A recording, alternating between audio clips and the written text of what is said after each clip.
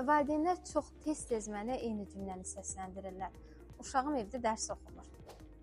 Müəllim olaraq bunu deyə bilərəm ki, bu cümlənin arxasında çox vaxt yanlış anlaşılma dayanır. Çünki uşaq dərsdən qaçmır. Uşaq dərs oxuyarkən yaşadığı hissdən qaçır. Sinifdə müşahidə edirəm ki, özünü rahat və güvəndə hiss edən uşaq sual verir, səhv etmədən çəkinmir və öyrənməyə açıq olur. Amma evdə təəssüf ki, vəziyyət çox fərqli olur. Ev tapşırığı başlayanda valideynin gərginliyi, uşağın digər uşaqlarla müqayisə etməsi və inadları artır.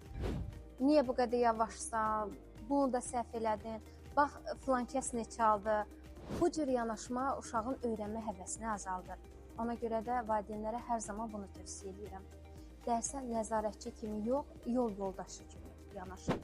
Niyə oxumadın demək əvəzinə hardan başlayaq deyin.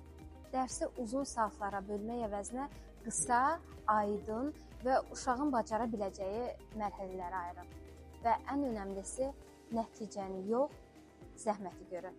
Mən müəllim olaraq bir şey çox dəqiq bilirəm. Uşaq dərsi qorxudan yox, güvən və sevgi ilə əhatələnəndə oxuyur. Araşdırmalar göstərir ki, bu güvən evdə qurulanda məktəbdə də gözəl nəticə almaq olur.